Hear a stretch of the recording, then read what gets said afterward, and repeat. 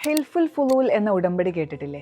യമനിലെ ജബീദ് ഗോത്രക്കാരനായ ഒരാൾ മക്കയിലേക്ക് കച്ചവട ആവശ്യാർത്ഥം വന്നു.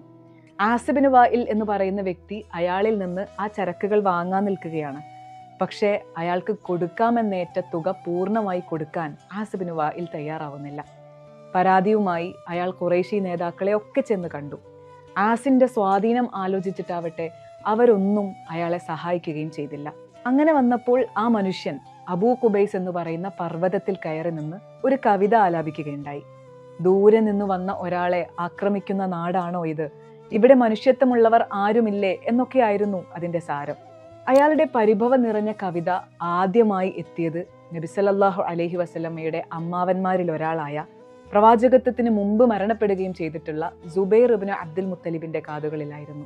ആ മനുഷ്യൻ സഹായിക്കപ്പെടാതെ പോവരുത് എന്ന് പറഞ്ഞ് ചാടി എഴുന്നേറ്റ അദ്ദേഹം ജനങ്ങളെയെല്ലാം അബ്ദുല്ലാഹിബ്നു ജദആൻ എന്ന ആളുടെ വീട്ടിൽ ഒരുമിച്ച് കൂട്ടി.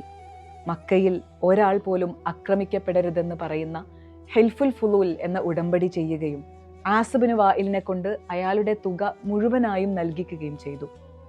പിന്നീട് നബി സല്ലല്ലാഹു അലൈഹി വസല്ലമ ഈ ഉടമ്പടിയെക്കുറിച്ച് പറഞ്ഞത്, ഇതുപോലെ ഒന്ന് ഇസ്ലാമിലും ഉണ്ടാവുമെങ്കിൽ ഞാൻ അതിലും എങ്ങനെയും പങ്കെടുക്കും എന്നാണ്.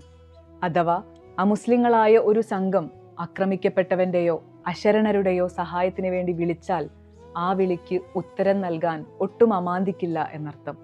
പ്രവാചകത്വത്തിന്റെ നീതിപൂർവമായ നിലപാടാണ് ഇത് കാണിക്കുന്നത്.